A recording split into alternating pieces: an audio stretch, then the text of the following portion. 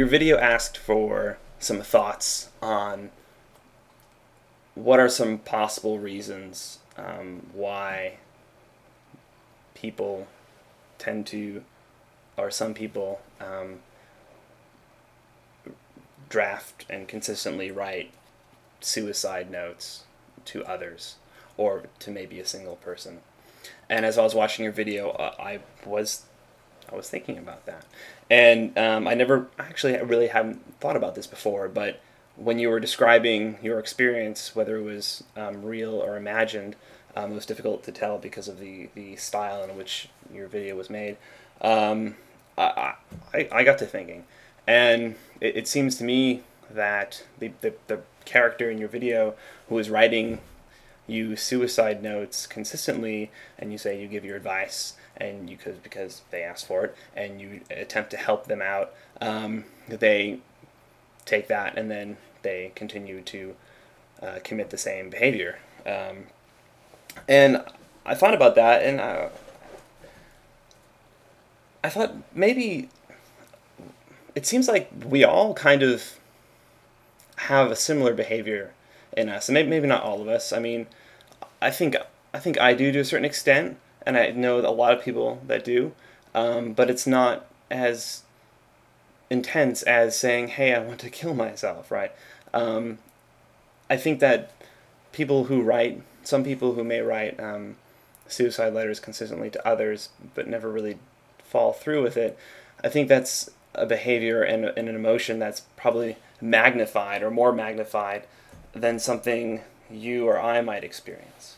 So if we're having, from our point of view, like if we're having a bad day, and we're really not comfortable, or we're really not sure how to approach anyone with that, or we really don't want to, but we want to talk to somebody, we might kind of come up with a way to approach someone and talk with them, but not ask them directly, "Hey, I have this problem, I want to talk to you," but we might kind of approach them at an angle and then work on it from there. Or we might not want to approach somebody at all. I know some people, when they use Facebook, they like update their status, and their status might be something really obscure that might be kind of personal. Someone might mail them and say, "Hey, what are you talking about? Like, I'm a little worried." Or it might be really direct and say, "I hate my life," right? So I think that in your case, or in your character's case, the behavior is magnified, and then it is consistent and not seemingly not logical. So she wants or he or she, I don't remember who, the character wants your attention and gets it through that behavior consistently. Kind of like it's conditioned through to her. I think normally when you or I may behave that way at a much lower level in magnitude, we will do it once, and then we won't do it again for a while, until maybe something else comes up several weeks or months later. But in a rational mind, or in a mind conditioned in a certain way, they like the response they're getting, and they want to get it again, again, again. And chances are that that character probably does feel better when you talk to them. But then they don't know what to do, so they want to feel better again, and then so they write you again. And they write you again, and again, and again.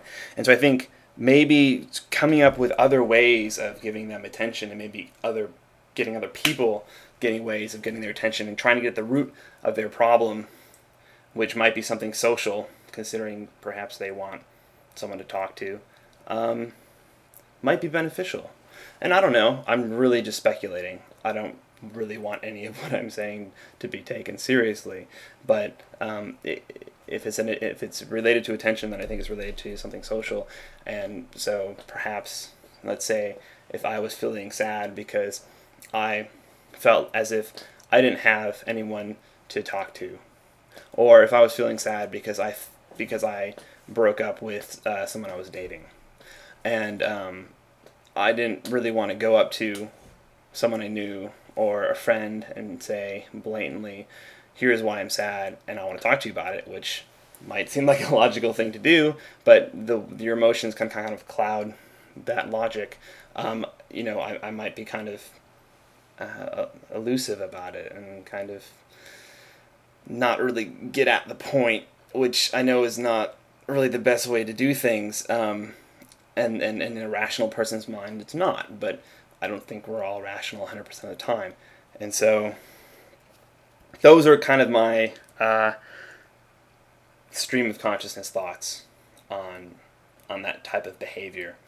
And I think that if you boil that behavior down to what everybody tends to do and how that behavior is magnified in that one individual, and then kind of say, okay, well, when you boil it down, here's why people do it, and so when you bring it back up, here's possibly why it might be done at this level. Of course, you're dealing with a much more irrational mind than you are normally, and the behavior is happening more often and much more consistently than it is normally.